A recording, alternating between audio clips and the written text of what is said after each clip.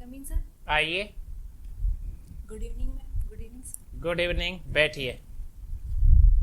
Thank you. Seema, जी sir. आपने history से एमए किया हुआ है। जी सर। और आप तो नेट जीआरएफ भी हो। जी सर। कॉलेज व्याख्याता होते ही, यूनिवर्सिटी में प्रोफेसर होती, विदेशों में जाती आराम से, ओरिएंटेशन कोर्स, रिफ्रेशर कोर्स। यहाँ तो आपको प्रशासन में जाके तो कहीं धूल में भी जाना पड़ेगा। जी सर। तो क्या तय कर लिया कि आरएस ही बनना है? जी सर। आईएएस क्यों नहीं सर आईएएस के लिए भी प्रिपरेशन कर रही हूँ। किया हुआ है? मेंस दिया? जी सर। अच्छा अच्छा। आपने हिस्ट्री में एंशिएंट, मिडाइवल, मॉडर्न किस में किया है? सर मैंने एंशिएंट। एंशिएंट में। एंशिएंट में हम देखा हो तो वहां पर प्रजा सुखे सुख राग, प्रजा च हिते हितम, नातम प्रियम सुखम राग, प्रजा जय प्रिय हितम। ये किसी शासक के लिए आया था? जी सर। किसके लिए? सर ये अशोक के लिए आया था। अशोक को महान राजाओं की पंक्ति में प्रथम राजा कहते हैं, या इनसे पहले भी कोई महान राजा हुए हैं इतिहास में? सर प्राचीन काल के अंदर देखा जाए तो अशोक है, उन्हें प्रथम महान राजा कहा जाता है। तो एक महान राजा बनने के लिए भविष्य में भी कोई यदि बनना चाहे, महान शासक, उसे ऐसा क्या करना चाहिए जो उसे महान शब्द लग जाए? क्या किया था अशोक ने अलग से हटके? सर अशोक ने महान किया था कि जो अपने युग की परे जाकर और जो दूरदर्शिता का परिचय देते हुए और जो धम्मघोष था, भेरी घोष की जगह स्थान पर धम्मघोष का जो रास्ता अपनाया था, जिसके तहत उन्होंने जनता के कल्याण को महत्ता दी थी और एक वसुदेव कुटुंब और मानवता के नाते जो विचार थे उनका प्रसार न केवल एक अपने साम्राज्य तक सीमित रखा बल्कि उसको विदेशों तक। तो फिर इसमें आप थोड़ा सा ये भी बता सकते हैं कि भाई कलिंग का युद्ध लड़ने के पीछे क्या कारण था?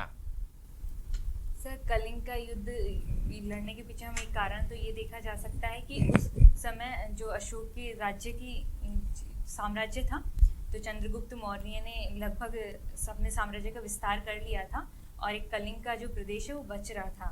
और कलिंग के प्रदेश के पश्चात अशोक को एक तो जो अपनी सीमा है वो प्राप्त हो गई थी, एक समुद्री तट भी प्राप्त हो गया था, साथ ही के अंदर कहा जाता है कि हाथियों की भी प्राप्ति हुई थी। इसलिए कुछ इतिहासकार कहते हैं कि हाथी और चांदी प्राप्त करने के लिए युद्ध लड़ा गया था। तो वहां के शासक कौन थे उस वक्त?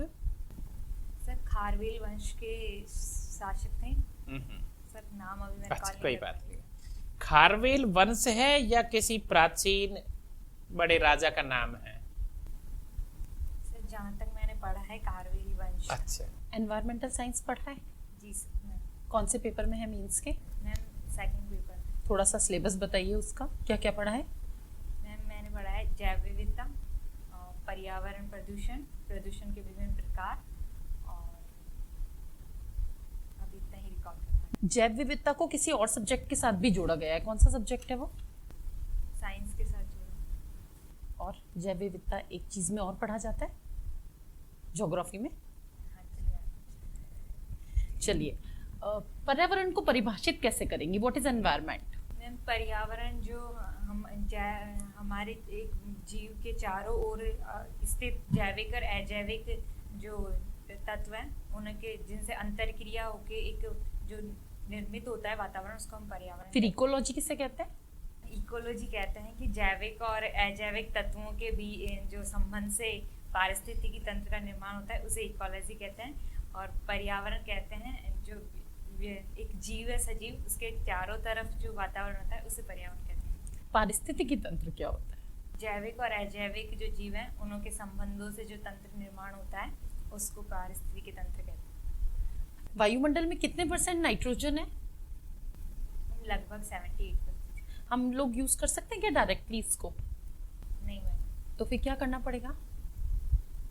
मैम इसका जो कि ऑक्सीजन से क्रिया होती है, नाइट्रस, सॉरी मैम फिर पता नहीं। अच्छा ये बताइए, प्रेसिडेंट हमारे यहाँ किस आर्टिकल में दिया गया है प्रेसिडेंट के बारे में? सर अनुच्छेद 53। 53। अच्छा, प्रेसिडेंट की अगर पद पे रहते हुए डेथ हो जाए तो उसका कार्यभार कौन ग्रहण करता है? सर उपराष्ट्रपति। उपराष्ट्रपति जब पदभार ग्रहण कर लेगा राष्ट्रपति का, तो क्या वो राज्यसभा का जो सभापति होता है, जो पदेन होता है राज्यसभा का सभापति उपराष्ट्रपति, वो तब रहेगा या नहीं रहेगा? सर तब वो नहीं रहेंगे। तब वो नहीं रहेगा। अच्छा, इन केस अगर उपराष्ट्रपति भी ना हो या किसी कारण से वो रिजाइन कर दे, तब फिर राष्ट्रपति का पद कौन ग्रहण करे? सर जब सर्वोच्च न्यायालय के मुख्य न्यायाधीश करते। कभी इंडिया में ऐसी सिचुएशन बनी है? सर जहाँ तक मैं रिकॉल कर पा रही हूँ एक बार बनी है। डॉक्टर जाकिर हुसैन का नाम सुना है? प्रेसिडेंट थे। जी सर सुना है। अच्छा, तो उनकी डेथ पे कोई बने थे? सॉरी सर मैं रिकॉल नहीं। मोहम्मद हिदायतुल्लाह का नाम सुना है? जी सर सुना है। अच्छा, क्या प्रबंधन के बारे में जानकारी रखती हैं आप कि प्रबंधन क्या होता है, मैनेजमेंट क्या होता है? मैं मैनेजमेंट सबसे मैं समझती हूँ कि जो किसी संगठन के उद्देश्यों का निर्धारण करना, फिर उनकी प्राप्ति के लिए योजनाओं का निर्माण करना, और विभिन्न जो हमें योजनाएं तैयार की हैं उनके उत्तरदायित्व का विभाजन करना, कि किस कार्य विभाजन करना, किसको क्या देना है, और उनकी समय पर समीक्षा करते हुए उसको उस लक्ष्य की प्राप्ति करना। तो क्या प्रशासनिक सेवाओं में प्रबंधन शब्द का स्थान है, महत्व है? जी मैम। क्या महत्व है? मैम हम देखते हैं कि प्रशासन एक विविधतापूर्ण कार्य है, और प्रशासन के अंदर हमें अनेक जो लक्ष्य प्राप्त करने होते हैं दीर्घकालिक और क्या प्रशासनिक सेवाएं और प्रबंधन एक ही है? मैम एक तो नहीं कहा जा सकता है। नहीं कहा जा सकता। एक तो नहीं। जैसे आपने कहा कि आप हिस्ट्री में आपने अशोका को पढ़ा, तो अशोक एक अच्छा शासक था या प्रबंधक? आपका क्या नजरिया है? मैम मेरा नजरिया है वो दोनों ही थे। दोनों ही थे। क्या उनका प्रबंधन बहुत अच्छा रहा जी मैम। कलिंग युद्ध में भी? हाँ मैम, जहाँ तक कलिंग युद्ध में भी रहा। इन परीक्षाओं के लिए क्या आपने स्वयं प्रबंधन की भी कुछ तैयारी कर रखी है? खुद को कैसे मैनेज करते हैं? मैम खुद को, जैसे मैंने परीक्षाओं के जो परीक्षा की तैयारी के दौरान खुद को मैनेज किया, मेंटली प्रिपेयर किया, फिजिकली प्रिपेयर किया, और जो कि अपने आप को मैं प्रिपेयर किया कि जैसे कि पढ़ाई और साथ में अपनी अदर एक्टिविटीज़ हैं वो भी साथ में की, तो उनको लेकर मैंने मैडम ने अभी पूछा कि प्रशासनिक सेवा और प्रबंधन अलग अलग है, एक ही है? इसको आप दोबारा एक बार और बताने की कोशिश करेंगे? सर मेरे अनुसार प्रबंधन है जो एक प्रशासन के अंदर एक भाग है। प्रशासन है जो, क्या एक प्रशासनिक अधिकारी प्रबंधी तो करता होगा योजनाओं का, नीतियों का, अधीनस्थ कर्मचारियों का, या सुबह से शाम तक जनता के कार्यों का? जी सर। अशोक का प्रबंध अच्छा था जब ही तो महान कहलाए होंगे किसी न किसी बात को लेकर, और जिस राजा का प्रबंध अच्छा नहीं था वो राजा युद्ध हार गया होगा। क्या इसको आप मानती हैं? जी सर। सीमा, राजस्थान में कौन कौन से ऐसे खनिज पाए जाते हैं जो 100% सिर्फ राज्य में ही मिलते हैं? किन्हीं 4 के नाम बताएंगे आप? जिप्सम सर, हाँ। रॉक फास्फेट, और टंगस्टन, और एस्बेस्टॉस। अच्छा, वेरी गुड। राजस्थान में धार्मिक जैसे लोक देवता, लोक देवियां, लोक संत बहुत प्रसिद्ध हैं। जी सर। तो ऐसे धार्मिक स्थान का या लोक देवता का नाम बताओ जो सामुदायिक प्रतीक का बहुत बड़ा नाम होता है। सर रामदेव जी।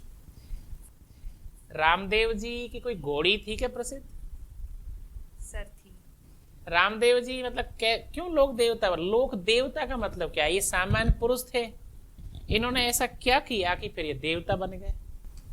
सर जो लोक देवता हैं, इन्होंने जो समाज के अंदर कार्य किए समानता को लेकर, और कुछ चमत्कार भी दिखाए। जैसे कि रामदेव जी के बारे में कहा जाता है कि जो 5 मक्का के जो वो आए थे मुस्लिम्स, तो उन्होंने कहा था कि हम तो हमारे जो बर्तन है उन्हों के अंदर ही खाना खाएंगे। तो जो रामदेव जी ने अपनी शक्तियों के माध्यम से वो बर्तन ला दिए थे इन्हों को। तो इन्हों की कुछ तो चमत्कार। लोक देवता मतलब एक किसी राजवंश से संबंधित नहीं है, कोई भी सामान्य परिवारों से ही थे ये। तो क्यों नहीं एक आदमी लोक देवता ही बन जाए? क्यों चुनाव लड़ता है, विधायक बनता है, एमपी बनता है, राज हाथ में लेता है, जबकि वो तो कभी पूजनीय होते नहीं है, मुख्यमंत्री हो या मिनिस्टर हो। क्या किसी को निर्णय लेना चाहिए कि ऐसा काम करो जैसे लोक देवता बन जाए, पूजा हो? सर मेरा मानना है कि हर एक जो मानव है उसका स्वभाव अलग अलग होता है, तो उसी को देखते हुए वो निर्णय लेते हैं। चलिए, तो लास्ट सवाल बताएंगे सीमा। आपकी हॉबी प्राणायाम है जी सर। और प्राणायाम से संबंधित हमारे प्राचीन काल में कोई पहला नाम सर योग सिखाया हो, जिन्होंने योग पर कुछ लिखा हो? सर महर्षि पतंजलि। महर्षि पतंजलि। महर्षि पतंजलि ने योग के बारे में क्या कहा है? सर महर्षि पतंजलि ने जो योग को 8 भाग बताए योग के, जो अष्टांग का योग का सिद्धांत दिया है, जिसके तहत उन्होंने बताया योग है जो कि 8 जो वो है। उन्होंने ये कहा है जैसे योग चित्तवृत्ति निरोध, मतलब योग है क्या? योग जब आप करती हो, प्राणायाम करती हो, तो आपका मन नियंत्रण में रहता है या नहीं रहता है? क्या योग सबको करना चाहिए? सर मेरा मानना है योग को करना चाहिए, जिस प्रकार से अभी व्यस्त जीवन चल रहा है इसको देखते हुए। और कोरोना जो अभी आया है, तो क्या कोरोना को प्राणायाम और योग से भगाया जा सकता है क्या? बाबा रामदेव कहते हैं ऐसा। आप क्या कहना चाहती हो? सर मेरा मानना है कि जो प्राणायाम और योग है उसके माध्यम से हमारी जो प्रतिरोधक क्षमता है उसको बढ़ा सकते हैं। तो जो कोरोना से अगर हम इम्पैक्ट होते हैं तो हम कुछ हद तक उससे निपट सकते हैं, और साथ ही के अंदर हम संक्रमित होने से भी बच सकते हैं। लास्ट सवाल बताएंगे, आप में ऐसे एक गुण जो आप दूसरे आपके साथियों में नहीं देखती हो? सर मुझे तो ऐसा कोई गुण नहीं लगता जो मेरे साथियों में नहीं है। तो फिर हम उस गुण को देख के तो आपका चयन करेंगे ना भाई। एक गुण तो बताएंगे आप, हमें आपका चयन करना है। सर मेरे अंदर एक गुण ये है कि मैं बिना किसी दबाव के और भय के जो अपना डिसीजन होता है उस पे सर टिकी रहती हूँ। मतलब आप अपने निर्णय पर अटल रहती है। जी सर। चलो, थैंक यू वेरी मच।